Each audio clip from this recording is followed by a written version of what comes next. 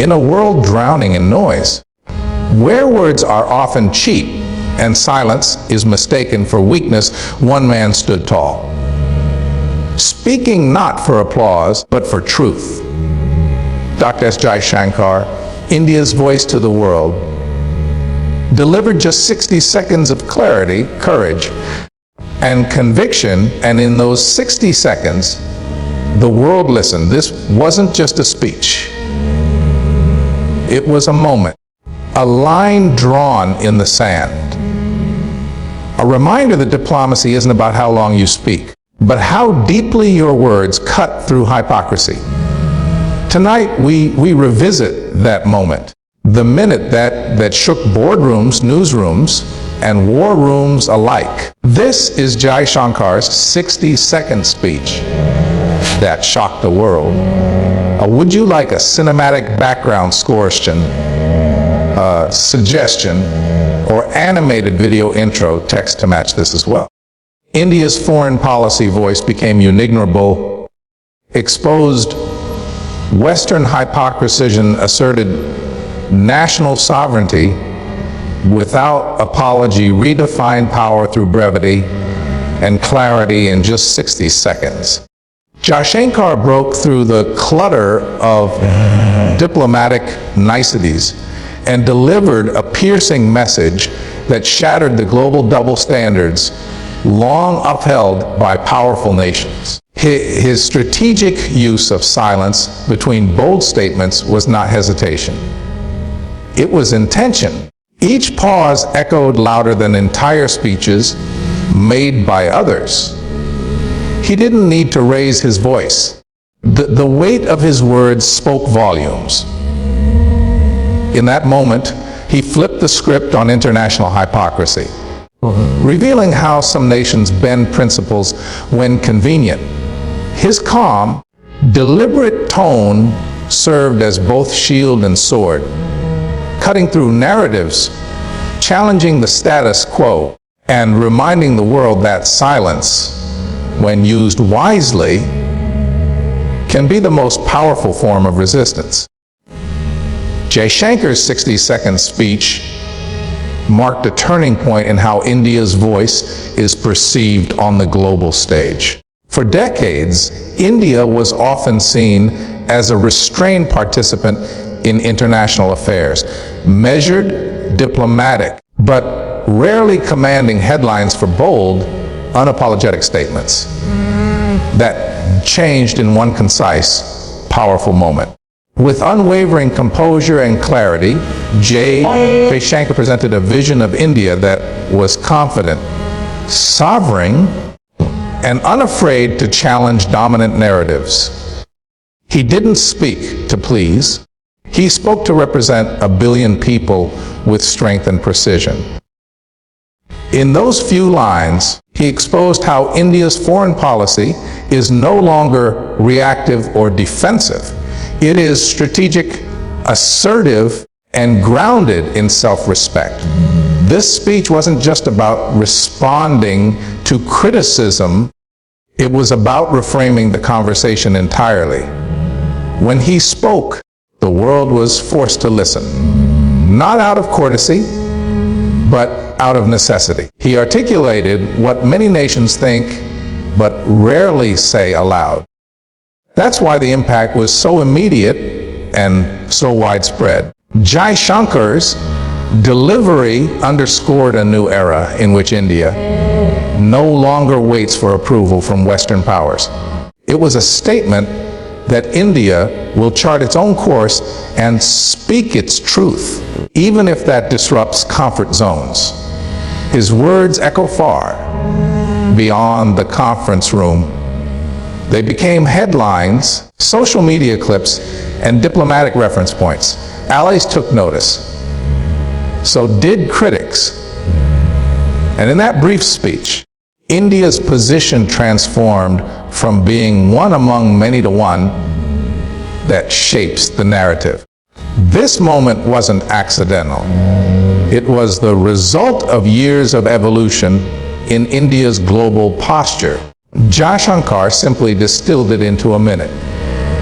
And in doing so, He redefined what it means for a nation to speak with clarity, courage, and consequence in an increasingly complex world.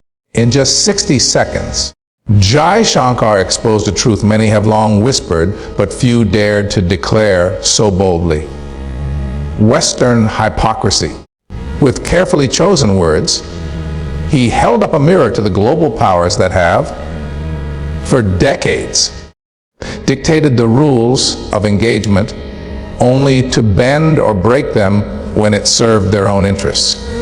There was no anger in his voice, no raised tone, just clarity, delivered with surgical precision. And that clarity cut deep. He didn't need to name names. The world already knew who he was referring to. The silence that followed his words wasn't confusion. It was discomfort. By calling out the selective outrage, the double standards in military interventions, economic sanctions, and freedom of speech, Jaishankar put forth what many countries have felt but never had the platform or courage to express. He questioned how some nations justify their actions abroad in the name of security or democracy, while condemning others for doing the same. In doing so, he unraveled the illusion of moral superiority that has long shielded powerful states from accountability. This wasn't just a defense of India's stance. It was a broader indictment of a global system built on inconsistent ethics. Jaishankar didn't ask for permission to speak, and he certainly didn't seek validation. His words were measured, but their impact was seismic. He reminded the world that moral lectures ring hollow when not accompanied by consistent action. By exposing this hypocrisy, Jaishankar reset the conversation. If he challenged not only the rhetoric, but the very foundation of how global diplomacy is shaped. His message was clear: India will not be bullied, shamed, or silenced. And more importantly, he gave voice to many nations who have felt sidelined in international discourse. In that short, sharp moment, he changed the rules of the game. Jaishankar's speech was more than a diplomatic response. It was a declaration of national sovereignty, delivered with the calm certainty of a country that knows its place in the world. He didn't hedge his words, and he didn't dilute his message for the comfort of others. In those 60 seconds, he made it clear that India will no longer accept being told how to act, who to align with, or what to believe. He made it unmistakable that India's choices, whether in defense, trade, or international alliances, will be based on its own interests, not on external approval or pressure. This shift in tone wasn't spontaneous. It reflected years of evolution in India's foreign policy thinking, a shift from passive diplomacy to active assertion. Jaishankar represented that evolution with poise and authority. He didn't just defend India's stance. He projected a new diplomatic identity, one that does not apologize for self-interest, one that is willing to confront uncomfortable truths, and one that refuses to be swayed by outdated power structures. By asserting sovereignty so directly, he reminded the world that India is not a pawn in someone else's game. It is a player with its own strategy, its own voice, and its own direction. His message was not just aimed at critics. It was a broader signal to allies and competitors alike. India will engage, but only on terms of equality and mutual respect. This kind of clarity is rare in global politics, where ambiguity often reigns. Jaishankar brought a level of directness that was both refreshing and intimidating. It shook those accustomed to deference and challenged them to reassess their approach. In one short speech, he didn't just assert India's sovereignty. He demonstrated what real diplomatic strength looks like: principled, fearless, and completely unapologetic. Jaishankar's speech proved that power doesn't always come from long-winded arguments or dramatic displays. Sometimes true strength is revealed through brevity, through words so carefully chosen that they cut through noise and demand silence. In just 60 seconds, he delivered a message that resonated more than hours of scripted diplomacy. He didn't rely on volume or theatrics. He relied on clarity. Every sentence carried intention. Every pause held weight, and every word delivered impact. It was a masterclass in how less can be more. How substance will always outlast spectacle. What made the moment powerful was not just what he said, but how confidently he said it. Without flinching, without hesitation, Jaishankar stated India's position in a way that left no room for misinterpretation. There were no diplomatic detours, just plain unapologetic truth. He didn't seek validation. He didn't need to convince anyone. He simply laid down facts, and in doing so, shifted the power dynamic. That's the mark of real influence. Not in overpowering others, but in speaking so clearly that others are forced to reconsider their own stance. His brevity was a form of defiance. In a world where leaders often confuse length with leadership, Jaishankar proved that it's not about how much you say. It's about what you choose to say. His 60-second delivery was more than a statement. It was a challenge to the old ways of conducting diplomacy.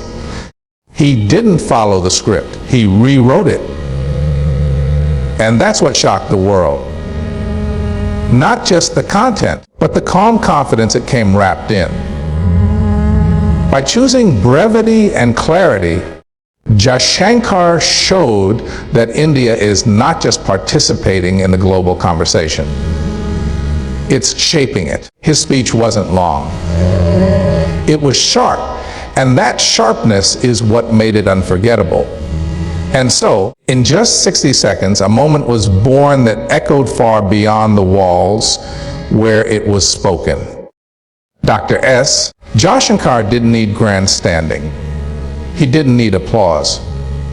What he needed, what he delivered, was truth, stripped of pretense, sharpened by clarity, and driven by a deep understanding of India's place in a shifting world. His words were not meant to provoke. They were meant to awaken, to remind the global order that power no longer speaks with a single accent, and diplomacy is no longer the monopoly of the few. In that single minute, he embodied a new era, one in which nations speak not from behind borrowed ideologies, but from the strength of their own convictions. Jaishankar's speech wasn't a spark. It was a signal flare, a declaration that India will be heard, not because it demands attention, but because it commands respect. This was not just a speech. It was a recalibration, a reminder that in a world of noise, the voice that speaks with quiet certainty often shakes the loudest halls.